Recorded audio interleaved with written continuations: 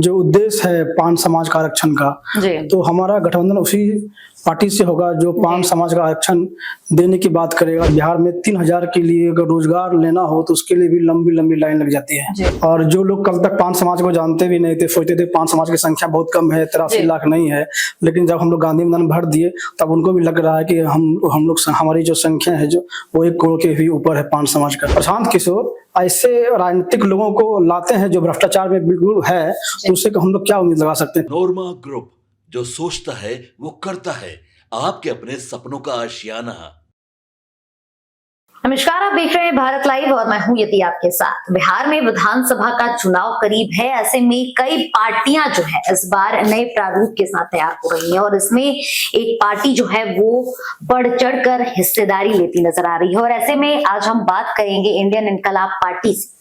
तो देखिए, हमारे साथ इंडियन इनकलाब पार्टी के प्रदेश युवा अध्यक्ष जो है राजकुमार सिंह वो मौजूद हैं और तमाम राजनीति की तैयारियां क्या है पार्टी की तरफ से और आखिर विधानसभा चुनाव में किस तरह से चुनावी रणनीति तैयार हो रही है, इन तमाम मुद्दों पर हम बात करेंगे। पहले तो सर आपका बहुत स्वागत है हमारे साथ। बहुत बहुत धन्यवाद आपको। जी सर, विधानसभा चुनाव करीब है, अगर बात करें चुनावी तैयारी की तो उस पर आप क्या करना चाहेंगे?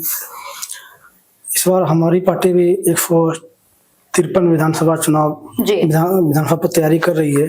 हमारे माननीय राष्ट्रीय अध्यक्ष 153 विधानसभा जो चिन्हित विधानसभा जहाँ पे पान समाज के लोग 30,000 से 80,000 के बीच हैं, वैसे विधानसभा चिन्हित विधानसभा पर हमारी तैयारी चल रही है और पूरा जोर से तैयारी चल रही है। जी, आपने सर सूची भी तैयार की, 140 विधानसभा सीटों की आपने दिया भी है, तो क्या किसी गठबंधन के साथ जाने का इरादा है या फिर अकेले ही चुनावी मैदान में उतरना है? और ये पार्टी के जो वरिष्ठ पदाधिकारी हैं, जो केंद्रीय पदाधिकारी हैं, वो तय करते हैं कि किस गठबंधन के साथ हमारा गठबंधन होने वाला है। अभी इस पे हम खुल के बात नहीं कर सकते हैं, लेकिन जो वरिष्ठ पदाधिकारी हैं उसको इस पे निर्णय लेंगे, वही इस अंतिम। गठबंधन की बात तो आ रही है, कहा यह भी जा रहा है कि अंदरूनी आप लोगों की मीटिंगें चल रही है, लगातार आप लोगों को कॉल आ रहे हैं, तो आखिर किन पार्टियों की और किन गठबंधनों की आप बात कर रहे हैं जहाँ से आप लोगों को मतलब पास आने के लिए?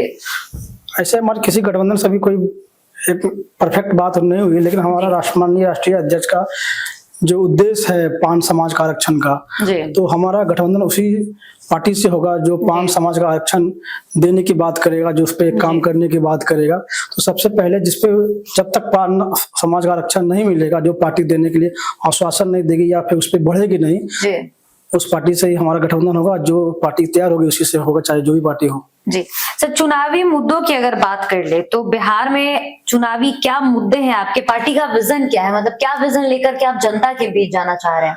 पहला तो एक विजन मेरा है कि आरक्षण, वो तो सबसे पहला है। दूसरा है प्लान। बिहार में आप देखते होंगे कि प्लान की जो समस्या है, जब आरजेडी की सरकार थी उसमें भी था, अभी भी है, और अभी जो एनडीए की सरकार है तो और बेतहाशा बढ़ रही है। जब आरजेडी की सरकार थी तो उसमें कहा जाता था कि बिहारी लोग 83 लाख बिहारी बाहर में हैं। अभी जब आंकड़े आप देखते होंगे बहुत सारे राजनीतिक नेताओं का, तो करोड़ों लोग अभी भी प्लान कर रहे हैं हर साल। तो प्लान की समस्या बहुत ज्यादा है यहाँ पे, क्योंकि यहाँ रोजगार उद्योग है नहीं। तो हम लोग इस प्लान को रोकेंगे और उसको रोकने का जो तरीका है, जो उद्योग है, उस पर हम लोग ध्यान इस पर देंगे। और दूसरा है बेरोजगारी। बेरोजगारी ऐसे बेतहाशा बढ़ गई है कि रोज आज बिहार में 3000 के लिए अगर रोजगार लेना हो तो उसके लिए भी लंबी लंबी लाइन लग जाती है। आपको अगर कुछ भी जॉब भी ढूंढना हो तो आपको बिहार से बाहर जाना पड़ता है। कहा जाता है कि आधे से ज्यादा बिहारी बिहार से बाहर बसते हैं। तो हम उन युवाओं के लिए हम लोग रोजगार का एक साधन बनेंगे। हमारी जब पार्टी आएगी तो रोजगार के बारे में बात करेगी, एग्रीकल्चर के बारे में बात करेगी, शिक्षा के बारे में बात करेगी। तो हमारा बहुत सारा मुद्दा है जिसपे हमारे माननीय राष्ट्रीय अध्यक्ष ने घोषणा किया है। शिक्षा, एजुकेशन, प्लान और प्राथमिकता रहेगी पान समाज के आरक्षण के लिए। आरक्षण की बात आपने की सर, आप लोगों ने 6 महीने तक एक आंदोलन कह सकते हैं किया, उसका असर क्या हुआ? सब आप तो देखते होंगे कि जब सोशल मीडिया के माध्यम से और गांधी मैदान में जब हम लोग 13 अप्रैल को जब भरे थे तो काफी ऐतिहासिक रैली रही है। और पहली बार बिहार में कोई एक जाति का जो आंदोलन है पटना गांधी मैदान में, वो कोई भरा नहीं आया तक। कहा जाता है कि पटना गांधी मैदान राजनीतिक नेताओं का एक कह सकते हैं उसको जी। क्या समाधि स्थल भी है। बहुत सारे लोग जो वहाँ पे फैल कर गए, जो आंदोलन किए फैल कर गए, लेकिन उसमें गांधी मैदान में आंदोलन करना, गांधी मैदान को भरना बहुत बड़ी बात होती है। लेकिन हमारे माननीय राष्ट्रीय अध्यक्ष एक आंदोलन के रूप जो पान आरक्षण के लिए जो चले थे, आज 13 तारीख को जो भर दिए थे, एक ऐतिहासिक रहा और उससे काफी कुछ बदल गया है। पूरी राजनीतिक व्यवस्था बदल गई बिहार में। और जो लोग कल तक पान समाज को जानते भी नहीं थे, सोचते थे पान समाज की संख्या बहुत कम है, 83 लाख नहीं है, लेकिन जब हम लोग गांधी मैदान भर दिए तब उनको भी लग रहा है कि हम लोग हमारी जो संख्या है जो वो 1 करोड़ के भी ऊपर है पान समाज का। तो अब काफी कुछ बदल गया है बिहार में। अब व्यवस्था बदलने की बात तो तमाम पार्टियों की तरफ से की जा रही है। अब प्रशांत किशोर भी कहते हैं कि कुर्सी की तो लड़ाई है ही नहीं, हमको बिहार का व्यवस्था बदलना है। जब प्रशांत किशोर कहते हैं कि अभी व्यवस्था बदलने की बात करते हैं, बीजेपी के खिलाफ में बात करते हैं, नीतीश कुमार के खिलाफ में बात करते हैं, नरेंद्र मोदी के खिलाफ बात करते हैं। सोचिए कि कल तक प्रशांत किशोर उसी बीजेपी का मैनेजमेंट कर रहे थे। 2014 में अगर नरेंद्र मोदी सरकार आई है तो उसके बैकडोर में प्रशांत किशोर जी थे। नीतीश कुमार अगर भ्रष्टाचार, अगर अव्यवस्था फैला रहे हैं, अगर वो जनरलाइज 2 हो रहा है तो इसके पीछे भी बैकडोर में वो प्रशांत किशोर जी थे। जितने भी राजनीतिक हस्ती आज बिहार के लोगों को महाराष्ट्र में पीटा जा रहा है, तो शिवसेना को मैनेजमेंट करने वाले वो प्रशांत किशोर थे।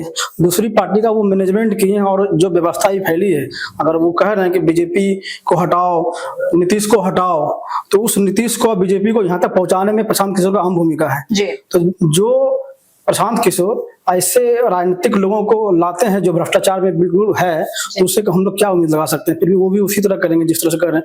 वो बढ़िया सोशल मीडिया बोलने के लिए, बढ़िया से एडिटिंग करने के लिए, न्यूज बनाने के लिए और स्टेटमेंट देने के लिए, बस वही है, आगे कुछ नहीं उनके पास है। क्योंकि उनके पास आंदोलन से निकला हुआ कुछ ही है नहीं। वो कंपेयर करते हैं कि हम केजरीवाल की तरह हैं। केजरीवाल एक आंदोलन से निकला हुआ व्यक्ति है, ये आंदोलन से निकले हुए पैसे कमा के मैनेजमेंट करके किसी पार्टी को, भ्रष्टाचारी को आगे करके ये उसके बाद ये राजनीति करने आए हैं।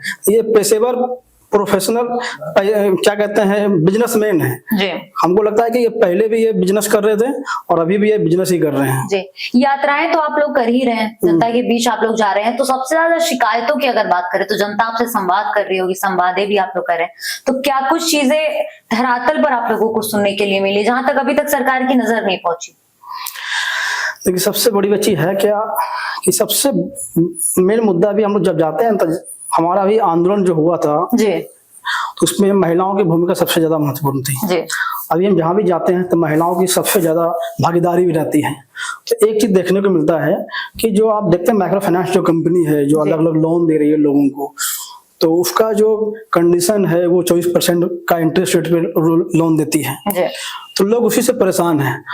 लोग, सरकार तो क्या करती है कि सरकार लोन के रूप में सरकारी बैंकों से बंद कर दी है। माइक्रो फाइनेंस के कंपनी के द्वारा वो 24% पर लोन ब्याज पे दे रही है और उसके लोग बाहर जॉब कर रहे हैं। अगर उसको कुछ मूवमेंट करना होता है या शादी करना होता है घर में बेटी का, या कुछ घर में मकान बनाना होता है, तो वो जीविका के माध्यम से लोन लेती है, जिसको 24% लोन लेता है। तो ये जो रोजगार और लोन का जो तरीका है बिल्कुल बिहार सरकार का, ये माइक्रो फाइनेंस के द्वारा बिल्कुल बेकार है। वहाँ पे हमारी जब सरकार आएगी तो ये जो माइक्रो फाइनेंस के द्वारा जो लोन है, ये लोन सरकारी बैंकों के द्वारा मिलेगा बिल्कुल 4%, और इसको ये खत्म करने का काम करेगी। चलिए, ये तो आपके विजन की बात हो गई सर। अब थोड़ा चुनावी बात कर लेते हैं। तेजस्वी यादव, ठीक है, इधर चिराग पासवान, इधर नीतीश कुमार, फिर प्रशांत किशोर, अलग अलग पार्टी है, अलग अलग दावेदारी कर रहे हैं, अलग अलग चेहरे हैं, कहते हैं इस पे वही हम आना चाहेंगे कि मतलब जिस तरह से लोग एक एक करके एक दूसरे पर आरोप लगा रहे हैं। अब देखिए, अपराध की बात कर लेते हैं। बिहार में जिस तरह से आपराधिक घटनाएं बढ़ी, इस पर तेजस्वी यादव जो है वो खुलकर बोलते नजर आ रहे हैं। देखिए, एक तरफ डकैत है, दूसरी तरफ चोर है जी, समझे। और हर लोग ये पार्टी में मजा ले लिए हैं, एमपी बन के, विधायक बन के, राजनीति करके। और जब भी चुनावी समय आता है तो एक दूसरे पर आरोप प्रत्यारोप लगाते हैं। लेकिन जैसे गठबंधन हो जाता है तो सब आरोप प्रत्यारोप बंद होके पूरा मित्रता करना शुरू कर देते हैं। दूसरा है क्या कि सबका एक दूसरे से पड़ता है। वो तभी तक नहीं पड़ता जब तक उसके खिलाफ है। जैसे ही गठबंधन हो जाता है, जैसे ही सीट शेयरिंग का बात कंप्लीट हो जाता है, तो फिर एक दूसरे की बड़ाई भी करना शुरू कर देते हैं। रही बात तेजस्वी का और चिराग पासवान जी का, तो चिराग पासवान जी को बिहार तभी याद आता है जब चुनाव आता है। चुनाव के पहले उनको दिल्ली याद आता है, बिहार याद नहीं। अब तो आलाप कर रहे हैं कि बिहार बुला रहा है, बिहार बुला रहा है। हाँ, वो हर बार चुनाव जब आता है तब बिहार बुलाता है, चुनाव के बाद उनको दिल्ली बुलाता है। और रही बात इन लोगों के बाद, अगर हमारे इंडियन इनकलाब पार्टी के जो माननीय राष्ट्रीय अध्यक्ष आरपी गुप्ता जी हैं, जी, तो इनके कंपेयर में जो भी आप पार्टी के टॉप लीडर हैं, जो भी जी, मुख्यमंत्री के दावेदार जी। हैं, उनसे बेटर हैं। जी, अब कैसे बेटर हैं? जी। ये लोग का विरासत में मिला हुआ एक राजनीतिक है। जी, प्रशांत के ये तेजस्वी जी का है, तब उनको विरासत मिला हुआ है, चिराग पासवान का विरासत मिला हुआ है, लेकिन हमारे राष्ट्रीय अध्यक्ष बिल्कुल विरासत में कुछ भी नहीं मिला हुआ है। एक मजदूर परिवार से थे और वो अपने दम से और अपनी मेहनत से वो यहाँ तक पहुंचे हैं और इतना बड़ा आंदोलन को किए हैं। जी, अभी देखते हैं वर्तमान में कोई भी आंदोलन होता है तो आंदोलन के पीछे करोड़ रुपए खर्च किया जाता है, जी, लेकिन अब 13 तारीख के आंदोलन को देखते होंगे आप। जी, जी। तो आरपी गुप्ता तस्वीर हमने भी के नेतृत्व में भुंजा खा के लोग वहाँ पे आंदोलन में आ रहे थे, अपने भाड़ा लगा के लोग आ रहे थे। हम तो आंदोलन में ये देखे कि लोग जब मीठापुर के पहले बस उतार दी थी तब पैदल ही लोग आए थे। जी, जी, तस्वीरें हैं, हाँ, हमने भी देखा है वो। तो इस इंडियन इनकलाब पार्टी में माननीय आईपी गुप्ता जी के नेतृत्व में लोग अपना पैसा, अपना समय, जी, अपना सब कुछ इसमें समर्पित कर रहे हैं, जी, क्योंकि इनको लगता है कि अब तेजस्वी से और चिराग पासवान से, नरेंद्र मोदी से, नीतीश कुमार से मोह भंग हो गया है। जी। इन्होंने लगातार देश बिहार को लूटने का काम किया है, आगे भी करेंगे, जी। लेकिन हर बार इनको जब चुनाव नजदीक आता है तब 5 साल और मांगते हैं, जी। इसलिए ये सब चीज बेकार की है। जी। इस बार इंडियन इनकलाब पार्टी को आप आजमाइए, क्योंकि जब भी जो भी गांधी मैदान को भरा है जी। वो बिहार के लिए विकास किया है। जी। जेपी जी भरे थे तो बिहार में परिवर्तन लाए, इसलिए आईपी जी भरे हैं तो बिहार में बिल्कुल परिवर्तन लाएंगे। जी। अब चुनाव आयोग ने जिस तरह से वोटर आईडी कार्ड का पूर्ण निरीक्षण का जो नियम लाया है, इस पर आपकी क्या राय है? मतलब चुनाव सही है ये? बिल्कुल सही नहीं है, जी। क्योंकि जब भी बीजेपी को डर लगता है जी। तो इसी तरह का कोई नया नया तरीका अपना रहती है। अब कहता है कि बीजेपी इसमें इंटरफेयर नहीं करती। बीजेपी का जितना भी जो कंपनियां हैं, जो इस तरह का, जैसे चुनाव आयोग, जी। सब जगह अपने अपने लोगों को घुसा दिया उसने वहां पे। अब ये चुनाव आयोग का जो हथगंडा है, जो वोटर परिचय का, जी, तो उसमें क्या है कि अभी जब चुनाव नजदीक है, 2 महीना बचा हुआ, चुनाव आने वाला है, तो ये लाया गया। अगर ये लाना ही होता है तो 2 साल पर ये 6 महीना या साल पिछली बार लाता है। जी। लोकसभा के टाइम क्यों नहीं किया? क्यों नहीं लगा? इसलिए बीजेपी को लग गया कि मेरा ये वोट बैंक खत्म होने वाला है और इस बार बिहार में मेरा हार होने वाला है। जी। इस हार से बचने के लिए नया नया तरीका ढूंढ रही है। और दूसरा जो बेसिक मुद्दा है बिहार में, बेरोजगार का, पलायन का, जी। नारी सशक्तिकरण का, एजुकेशन का, शिक्षा का, इस पे से ध्यान भटकाने के लिए भी ऐसे चीजों को ला नीतीश रही है। कुमार तो पूरा फुल जोर दिए हुए हैं सर, युवाओं के लिए युवा आयोग का गठन कर दिया, महिला सशक्तिकरण में 35% आरक्षण ला दिया, पूरा तो जोर दे ही रहे हैं वो। आप सोचे होंगे कि जब बिहार का चुनाव, जब आईपी आंदोलन नहीं हुआ था, जी। तो क्या मुद्दा था? मुद्दा था हिंदू मुस्लिम का, जी। धर्म का मुद्दा था। ये सब मुद्दा था ही नहीं। पहली बार रोजगार, पलायन, युवा, जी। नारी सशक्तिकरण, शिक्षा, ये सब मुद्दा आ रहा है, क्योंकि इनको लग रहा है कि इस सब के रहते हुए भी, इस सब को लेकर चलने के बाद ही मेरा कल्याण होने वाला है। लेकिन जब ये 15 वर्ष तक लोगों का इस तरह का काम नहीं किए, बेरोजगारी पर, पलायन पर, एजुकेशन, शिक्षा पे, तो अभी भी कुछ करने वाले नहीं है। जी। इनका ये खत्म होने वाला है सत्ता, इसलिए डर से ये इस चीजों पर बात कर रहे हैं। जी। तो विधानसभा चुनाव की बात अब आखिर में हम आपसे करेंगे। जिस तरह से समीकरण बैठ रही है, सीट शेयरिंग के मामले पर ही बात कर लेते हैं। तो महागठबंधन में ओके नहीं चल रहा है। इधर कांग्रेस से लगातार राहुल गांधी जो है कार्यभार संभालते नजर आए। पटना की सड़कों पर भी आपने भी देखा होगा किस तरह से इंडिया अलायंस का एक पूरा चक्का जाम रैली निकालते हैं ये लोग। अब कल पप्पू यादव से मुलाकात होती है, कन्हैया कुमार और पप्पू यादव दोनों मिलते हैं, सोनिया गांधी से मिलते हैं, इसके बाद राहुल गांधी से भी मुलाकात होती है और पप्पू यादव कहते हैं अब 1 इंच पीछे नहीं हटेंगे। आपको लगता है कि कांग्रेस एडजस्टमेंट करेगी, या फिर जिस तरह से दिल्ली में हुआ यहाँ पर भी उसी तरह से कांग्रेस को करना चाहिए अगर अपना वो पर्सनल अपना जो करियर है वो बचाना चाहती है? तो कांग्रेस बीजेपी दोनों एक ही तरह है। सत्ता के लिए वो झुक सकती है, झुका सकती है, किसी को कुछ भी कर सकती है। पप्पू यादव जी जो है, जो पूर्णिया सांसद हैं, और कन्हैया कुमार हैं। कन्हैया कुमार तो है, बात करते हैं बिहार के डेवलपमेंट की बात करते हैं, अच्छी बात करते हैं, लेकिन है क्या कि वो ऐसी पार्टी में है जहाँ पे आजादी उनको नहीं है, जहाँ पे चुनाव लड़ने का हक नहीं है। वहाँ पे बिहार है लेकिन बिहार के चुनाव लड़ते नहीं, बिहार ही या चुनाव लड़ते हैं दिल्ली से, तो उनको वो हक दिया जाता नहीं।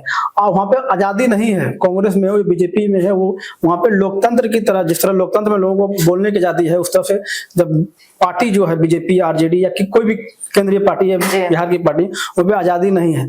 तो वो अपनी सीट बचाने के लिए, चाहे विधानसभा को कोई भी सीट बचाने के लिए वहाँ के लीडर किसी भी हद तक समझौता करने के लिए तैयार होते हैं। इसका कोई बहुत बड़ा इफेक्ट पड़ने वाला नहीं है। जी, आपको नहीं लगता है कि तस्वीरें जो आई थी सामने, तो पप्पू यादव और कन्हैया कुमार के साथ दुर्व्यवहार हुआ वहां पर? हमको जिसे होता क्या है कि जब रैली होती, बिहार बंद का जब कार्यक्रम चल रहा था, तो उसमें महागठबंधन के साथ जो बड़े टॉप लीडर हैं जी, उनको ही वहां रहना था जी। तो ये उनके कुछ ऐसा लगता है, ऐसा कुछ लोग बोल रहे थे कि फोटो खिंचाने के लिए चढ़ता रहे थे। पप्पू यादव जानबूझ करके, तेजस्वी यादव भी तो देखना तो चाहते नहीं है उनको, ऐसा भी तो हो सकता है कि मन ही मन वो रखे हो और उन्हीं का हो किया हुआ है। हमको तो लगता है कि बेसिकली उसको न्यूज में हाईलाइट होने, सोशल मीडिया पर हाईलाइट होने के लिए नया हथकंडा अपनाते हैं कि हमको बेइज्जती किया गया, हमको उतार दिया गया। ऐसा कुछ है नहीं, उन लोग सब एक ही चक्के बक्के के लोग हैं। हाँ। एक नया तरीका है उन लोगों का जी। तो आप लोगों का आखिर में हम चाहेंगे कि आप जनता को एक प्रॉपर जो विजन है आप लोगों का चुनाव को लेकर के, महज कुछ ही समय रह गया है, तो आप बस वो प्रॉपर विजन एक बार जाते जाते दर्शकों को जरूर बताएं। जिस तरह से हमारे माननीय राष्ट्रीय अध्यक्ष बेबाक अंदाज में बोलते हैं कि हमारे पान समाज के लोग, आप स्वार्थी बनो, हमेशा आपने वोट किसी के लिए किया है, आप पान के लिए करो, अपने आरक्षण के लिए करो। तो हम भी सभी, और है कि अब तो हम लोग ये जात से जमात तक का जो नारा है हमारे राष्ट्रीय अध्यक्ष का, उससे तो हम लोग देखिए, अब इंडियन इनकलाब पार्टी में बहुत अलग अलग मुस्लिम समाज के लोग, राजपूत समाज के लोग, अलग अलग समाज के लोग आ रहे हैं। तो हम लोग तो पान समाज का आरक्षण की बात करते हैं, और पहला उद्देश्य भी है कि जब तक आरक्षण मिलेगा नहीं, और जो आरक्षण देने की बात करेगा हमारा पार्टी का गठबंधन भी उसी से होगा। लेकिन हम पान समाज का आरक्षण के साथ ऐसे वंचित समाज की बात भी हम लोग अपनी पार्टी के माध्यम से उठाएंगे, जो शिक्षा में अशिक्षित है, जो इसको आरक्षण मिलना चाहिए, जो आर्थिक रूप से कमजोर है, जो पिछड़ा है, तो उनकी भी बात करते हैं। और इंडियन इनकलाब पार्टी यहाँ पे पलायन पर, रोजगार पर, नारी सशक्तिकरण पर, एजुकेशन पर, शिक्षा पर ये काम करेगी। आने वाले समय पर इंडियन इनकलाब पार्टी की जब सरकार बनेगी तो बिल्कुल इसी सब मुद्दों पर काम होगा और ईमानदारी पूर्वक काम होगा। क्योंकि जिस तरह जेपी जी जब गांधी मैदान को भरे थे तो बिहार बदल गया था, अब आईपी आंदोलन हुआ था, अब गांधी मैदान को भरे हैं, बिल्कुल अब बिहार बदलने वाला है जी। तो चलिए, आपका एक स्लोगन है कि बिहार बदलने की शुरुआत जो है वो कहीं ना कहीं आप लोगों ने कर डाली है, और अपने समाज के आरक्षण की जो आप बात कर रहे हैं वो भी जनता तक जरूर पहुंची है। तो देखिए, बिहार में विधानसभा का चुनाव है और आईआईपी पार्टी यानी कि इंडियन इनकलाब पार्टी के जो युवा प्रदेश अध्यक्ष है उनसे हम बात कर रहे थे, और बातचीत के दौरान तमाम मुद्दों पर बातचीत हुई, किस तरह से इनकी चुनावी रणनीति है और आगे का विजन क्या है, विधानसभा चुनाव के बाद जनता के बीच क्या कुछ लेकर के जाएंगे ये, और चुनावी जो इनका रणनीति है उस पर तमाम जानकारियां इन्होंने साझा की है। फिलहाल इस कार्यक्रम में इतना ही, धन्यवाद। आपके सपनों को हमने सजाया है, ई होम्स पैनोरमा को हमने बनाया है। ई होम्स मेरा एक सपना था जिसपे मैं पिछले 4 साल से काम कर रहा था। हमने जो बनाया है वो सबने है माना। ई होम्स पैनोरमा में हो आपका भी आशियाना। और फाइनली हमने 2021 में इस प्रोजेक्ट को लॉन्च किया। बहुत लोग अप्रिशिएट कर रहे हैं कि पूर्णिया जैसे शहर में, बिहार के, एक तो बिहार की बात करें उसमें भी पूर्णिया जैसे छोटे जगह में इस तरह का लाइफस्टाइल देना, ये सुन के हम लोगों को बहुत अच्छा लगता है। ई होम्स में हमने कुछ और भी किया है, जैसे हम जिस जगह में रह रहे हैं हमारी फैमिली सिक्योर हो, उनको सिक्योरिटी का ध्यान में रखा है। आपकी सुविधा और सुरक्षा आपके लिए खास है, ये आपका विश्वास है। इसमें आर्टिफिशियल इंटेलिजेंस का 7 लेयर सिक्योरिटी का हमने इस्तेमाल किया है। लस ग्रीन कैंपस को बनाया है, यदि हमारा बाउंड्री वाल है तो वो वर्टिकल गार्डन है। ये जितनी भी फैसिलिटी होता है एक इंटरनेशनल टाउनशिप में ई होम्स है, ये हम लोग विश्वास नहीं कर पा रहे हैं। जो भी हमारे मित्र दोस्त या जो भी हमारे बाहर के बाहर आते हैं तो हम लोगों को बहुत अच्छा सुनने को मिलता है और बहुत अच्छा क्रेडिट मिल रहा है। वो सारा हमने सिर्फ एक बिल्डिंग नहीं बनाया, हमें एक बहुत अच्छा लाइफस्टाइल दिया ई होम्स में, और मेरा एक सपना था जिसको मैं आज फुलफिल होते हुए देख पा रहा हूँ। ये आपका आवास है। ई होम्स पैनोरमा में अब आपका निवास है। E homes Panorama, luxurious lifestyle redefined. Panorama group, जो सोचता है वो करता है। अगर ये वीडियो पसंद आई और वह बिहार के राजनीति और बिहारियत से सरोकार रखेनी तो सब्सक्राइब बटन दबा के चैनल के सब्सक्राइब कर ली। ओजे एगो घंटी बा, ओकरा बटन दबा देला से कुल सटीक और मारक खबर रुआ मुफ्त में मिल जाई। अगर रुआ पत्रकारिता के हमनी के नया प्रयोग में सहयोग कर चाहतानी तो ज्वाइन बटन दबा दी। पेटीएम नंबर नोट कर ली 9386816700।